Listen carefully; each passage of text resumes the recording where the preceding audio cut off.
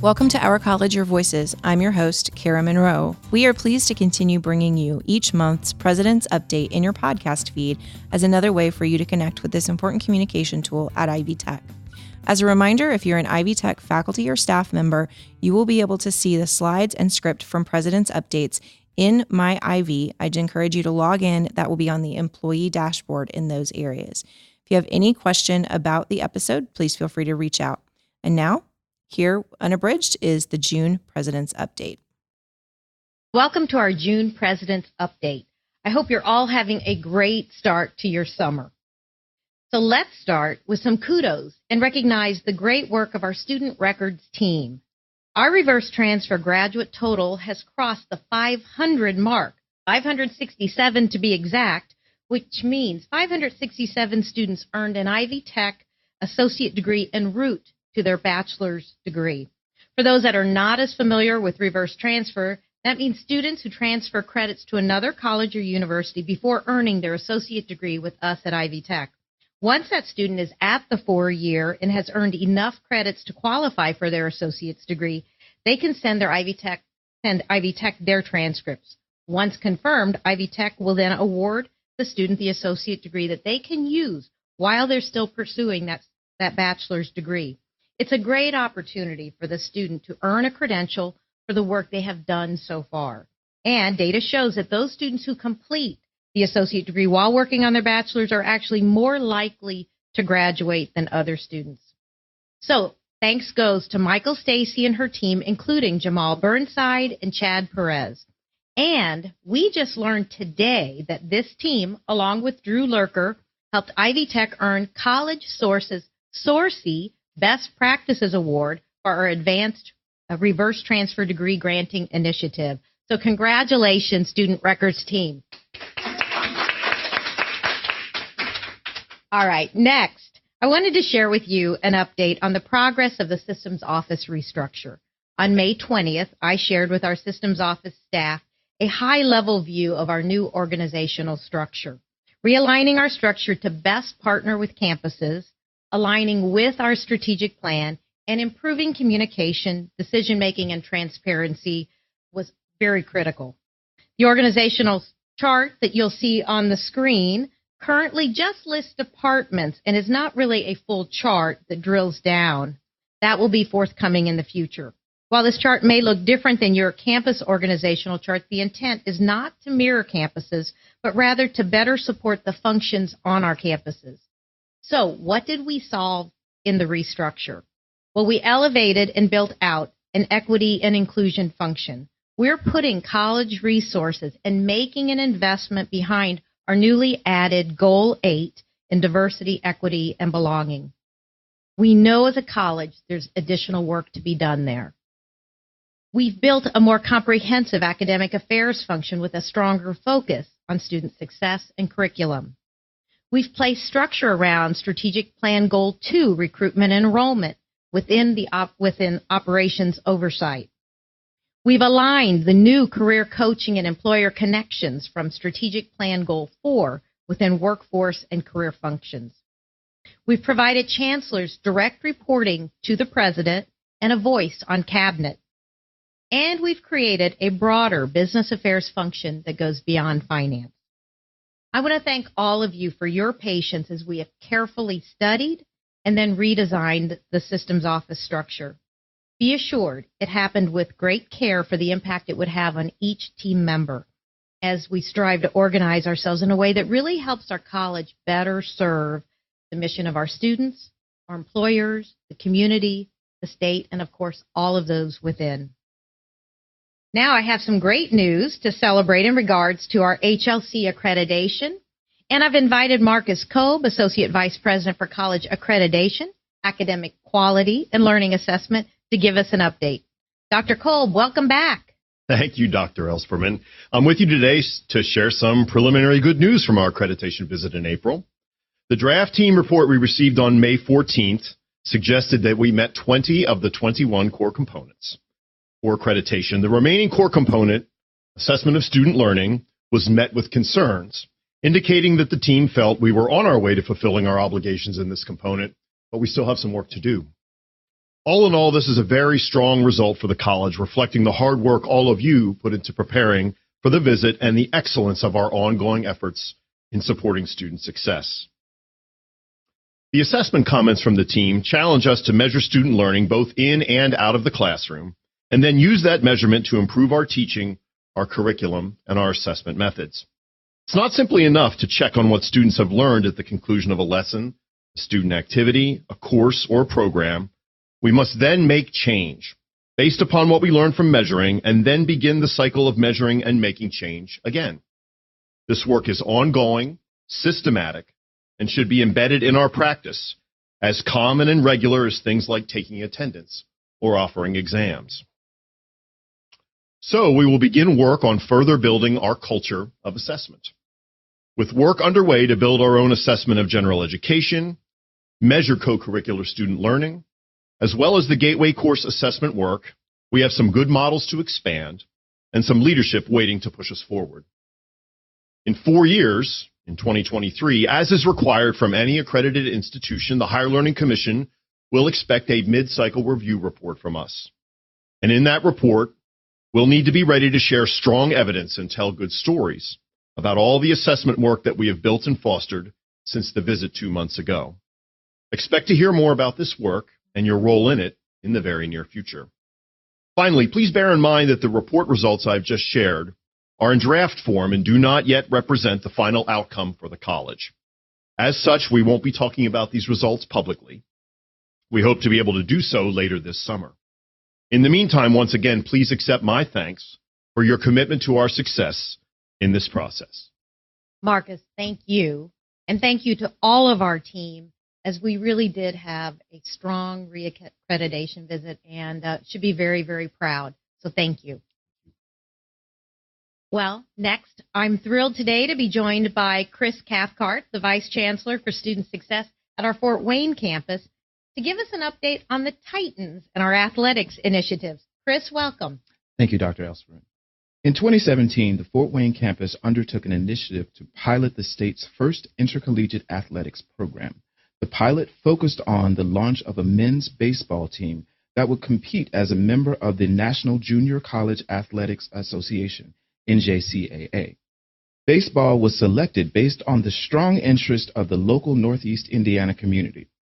The established goals of the program were to recruit an identified demographic of students by providing a desired pathway to college education, retain and educate students through a social cohort with increased support and academic interventions, and increased community engagement. We had a great 2 years of learning, which led to a wildly successful program and produced positive impacts on recruitment of new students, retention, and community partnerships. Here's how we look so far compared to our goals.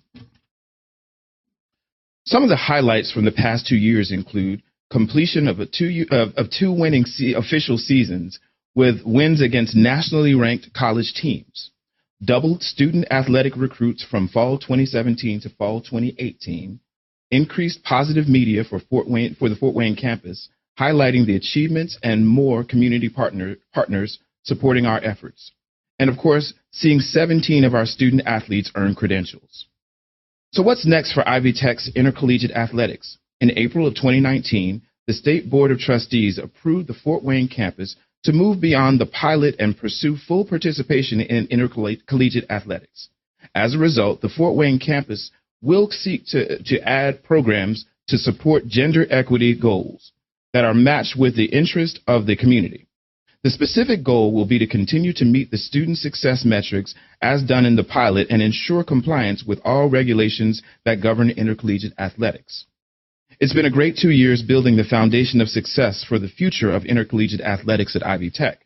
We look forward to introducing the women's volleyball team to further create a lasting legacy that provides positive outcomes for students and the communities we serve for for years to come. The Fort Wayne campus is excited to knock this next phase of our growth out of the park and many future baseball or athletics-related puns. Awesome, Chris. Thank you.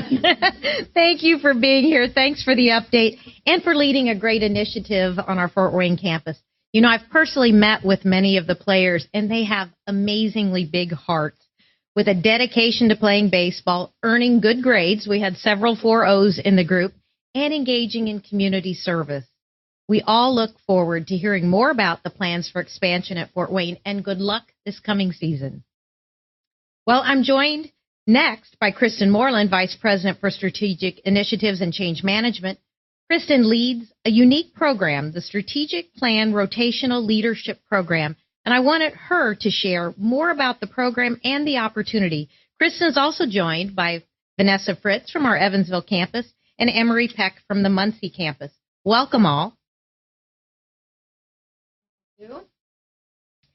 So a strategic plan is only a plan. It lives in the decisions and the choices that we make every day.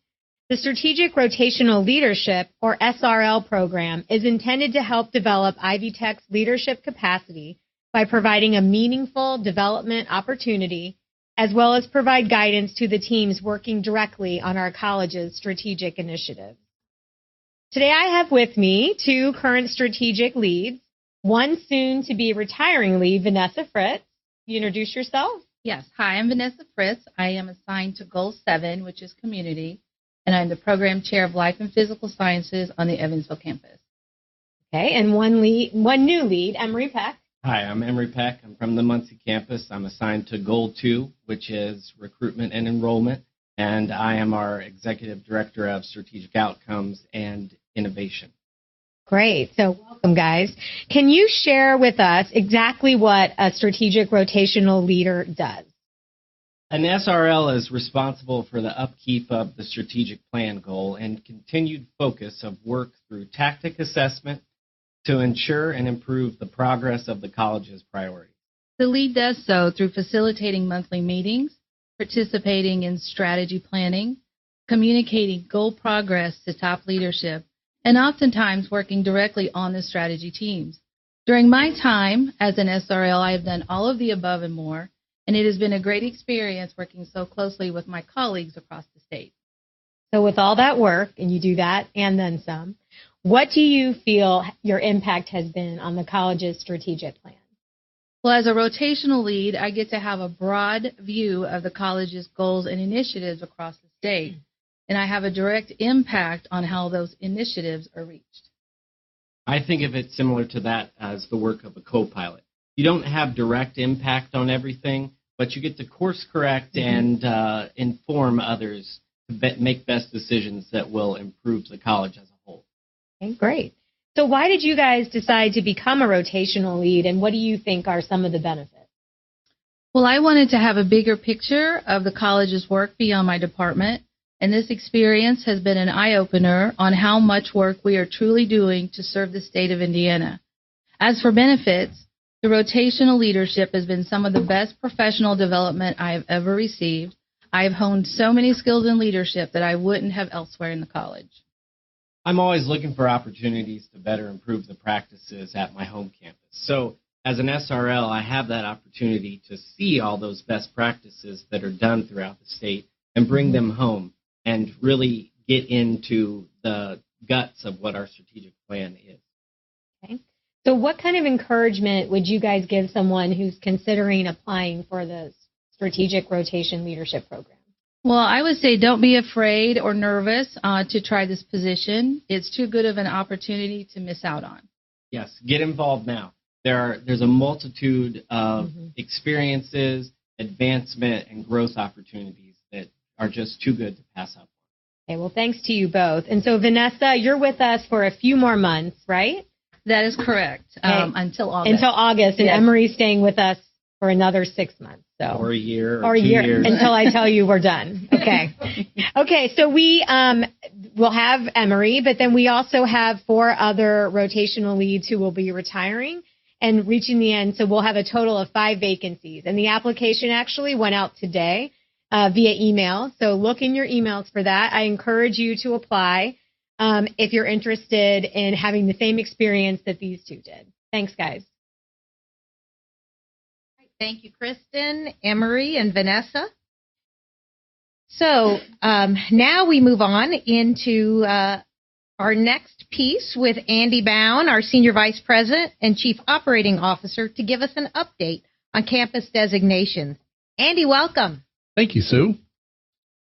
So in the summer of 2017, we rolled out the campus classification process, which designated our locations across the state as a campus or a site, or what we all call C1, C2, C3, and S1 and S2.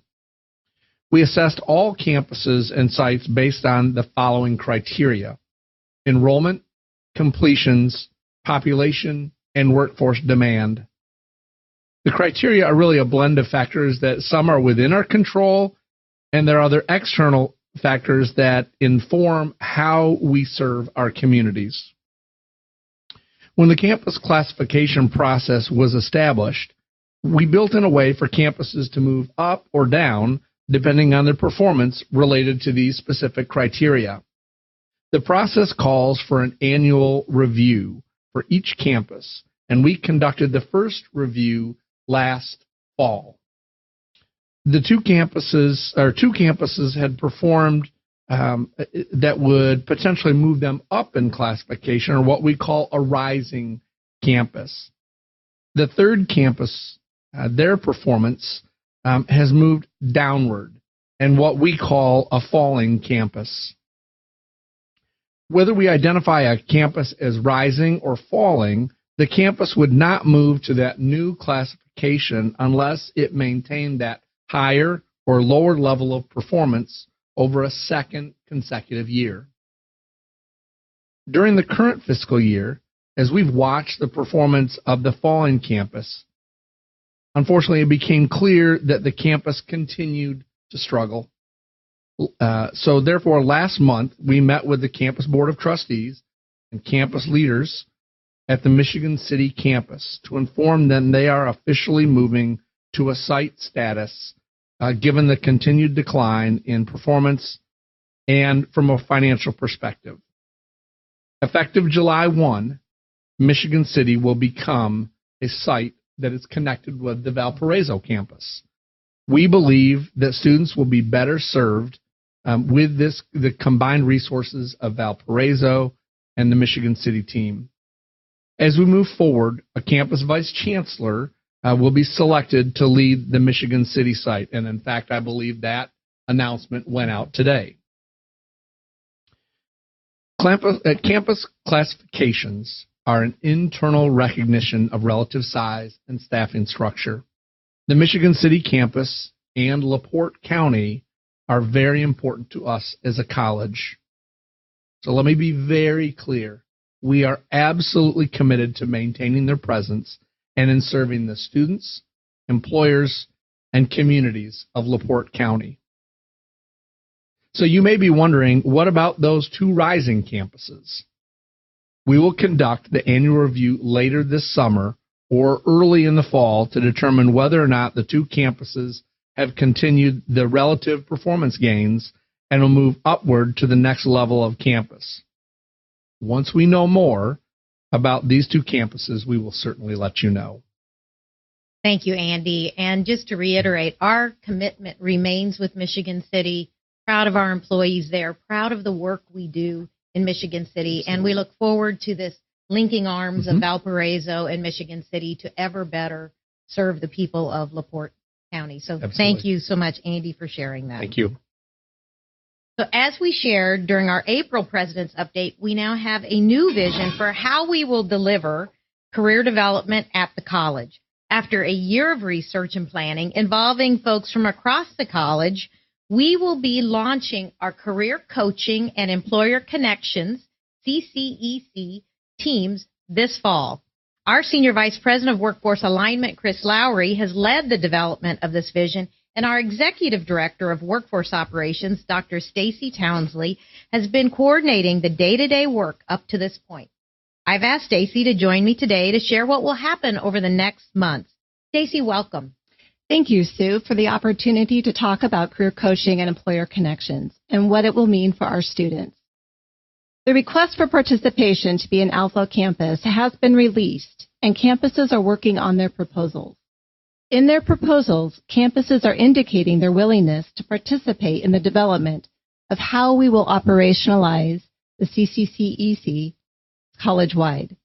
A team of senior Ivy Tech leaders a significant employer partner, and a state government leader will be selecting 4 to 6 campuses in late July to serve as alpha campuses.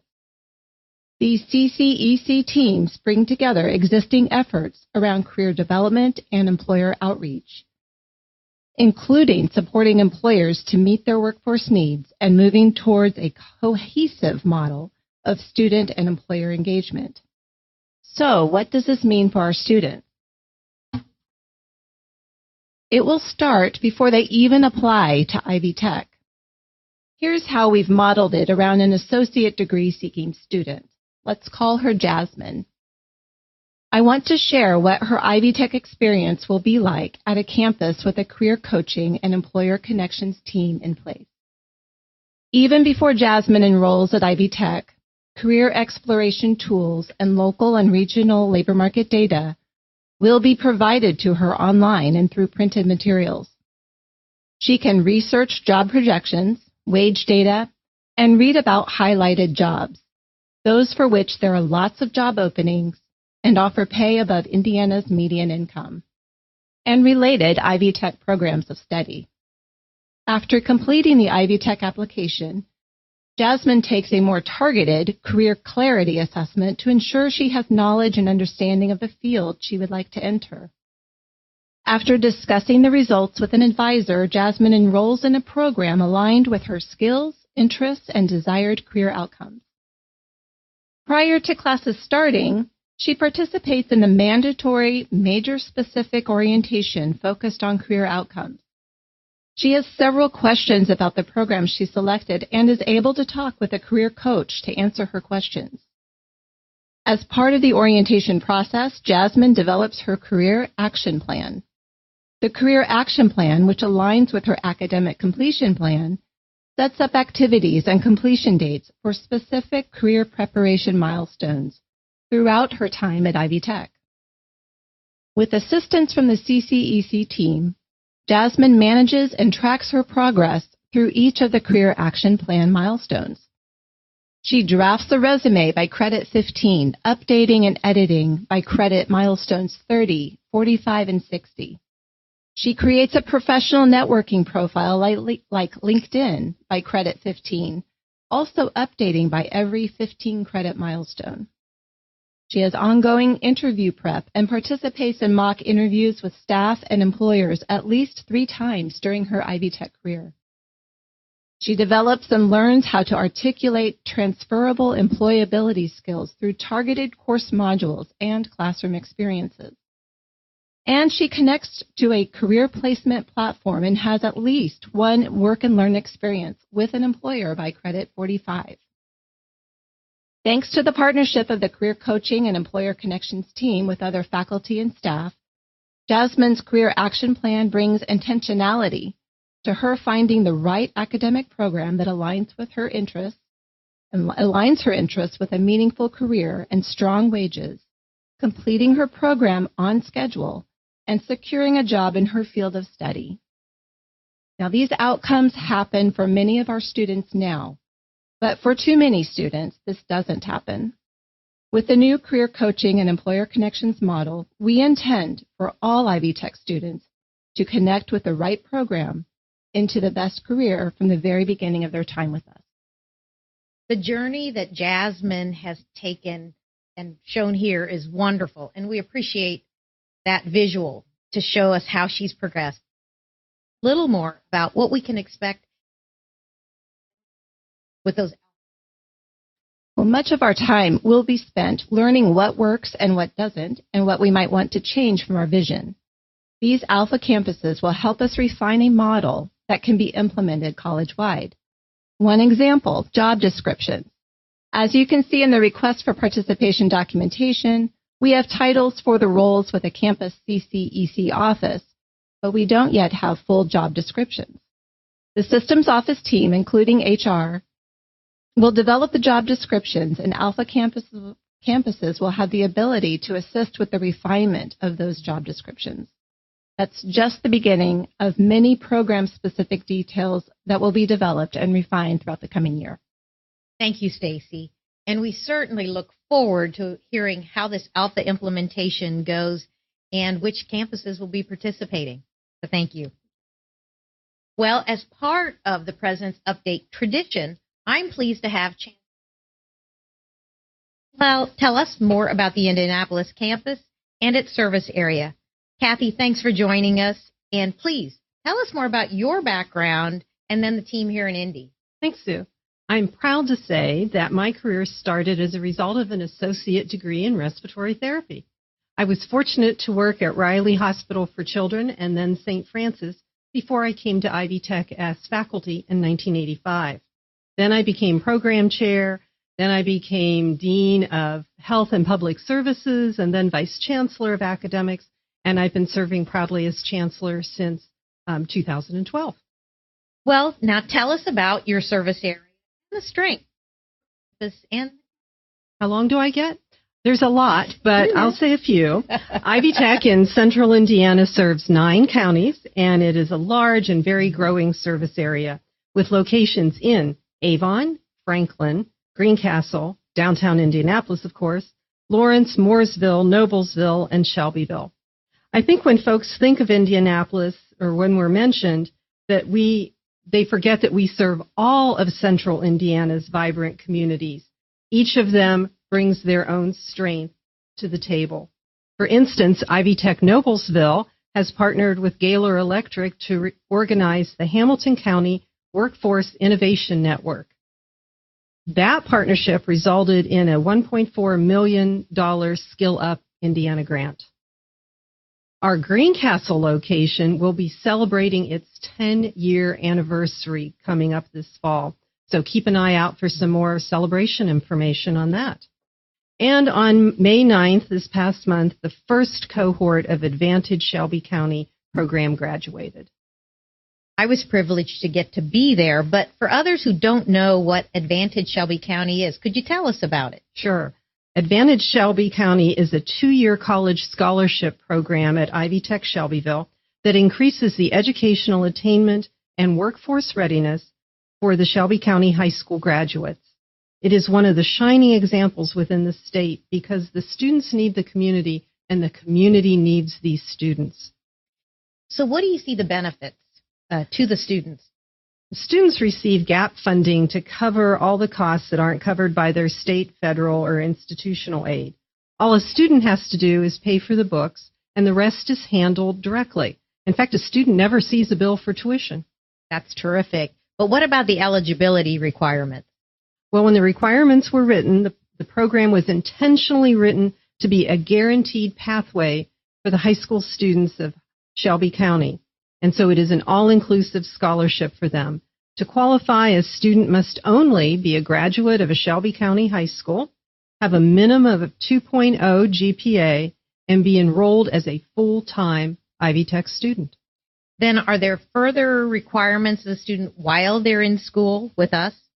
Yes, and this is the part I think that's exciting. To remain in the program, the students have to continue to reside in Shelby County, maintain a 2.0, but they must also meet satisfactory academic progress and participate in at least 10 hours of community service each semester and participate in a local mentoring program.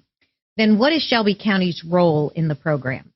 So just as the students are the next generation of Shelby County's workforce, the community is a very essential part of this program's success.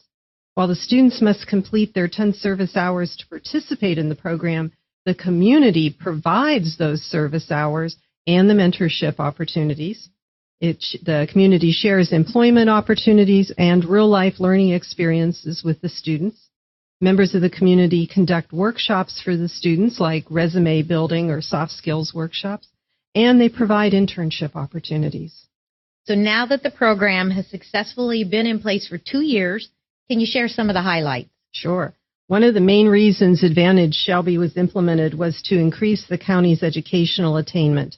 Since the program's inception, we have more than doubled in size. It started with 70 students in the fall of 2016. We're now at 153 for the fall of 2019. And also, the first cohort graduated 100% on time and increase the county's college attainment rate by 5.1%. Wow. I know there are campuses out there thinking, how do we do that? But they've learned and they've grown and they've set high expectations. And thank you to the Indy campus for giving them such care, having been there and seen the students and the commitment of all partners. It's not even a surprise that 100% of the students have succeeded. So thank you. And thanks for all you're doing, Kathy, in serving Central Indiana. You are welcome.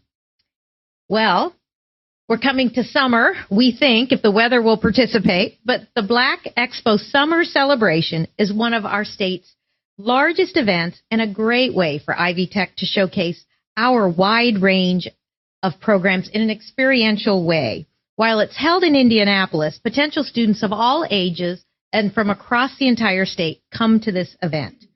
We are currently looking for volunteers for Ivy Tech booths at the Black Expo Summer Celebration, which will be held at the Indianapolis Convention Center in downtown Indianapolis, July 19th through the 21st. Spots are filling up, but we still need a few volunteers in areas such as design technology, welding simulation, surgical technology, supply chain, and more. To sign up and learn more, visit My Ivy. I will tell you, you will have a great time if you come. We hope to see you there. Well, as we conclude this month's President's Update, we come to the end of an academic year. And I'd like to just say thank you. Thank you for the amazing results we're beginning to see with our completions, growth in completions and enrollments, the completion of our accreditation visit, and your efforts to ever serve our students, employers, and communities better. And I appreciate your hard work as we continue to transform the college and the way you take care as we do that work together. Well, now I'm going to ask you to mark your calendars for our next President's Update, which will not be until August. I know many are going, oh, right now, but we will take a month off, as many of you will take some time off, and we hope that you do. But we will come back in August to kick off the new academic year. So save the date for Friday, August the 30th at 2 p.m. Eastern Time. Have a great weekend. Have a great summer. And thanks for joining us today. Thanks again for joining this episode of Our College, Your Voices. We hope you continue to enjoy having the President's Updates provided in your feed. I'm your host, Kara Monroe. You can connect with me on Twitter at KNMTweets. Our producer is Ann Penny Valentine. Ann is on Twitter at IndyPenny. You can reach us by email at ourcollegeyourvoices@ivytech.edu. Leave us a voicemail at 317-572-5049. Our website is ivytech.edu/podcast, and production assistance for this and every episode is provided by Becky Campbell, Sarah DeWitt, and the Ivy Tech Community College marketing team. Our podcast concept is by Matthew Pittman. Theme music, recording, and post-production services provided by Jen Eads at the Brassi Broadcasting Company. We will see you next time on Our College, Your Voices.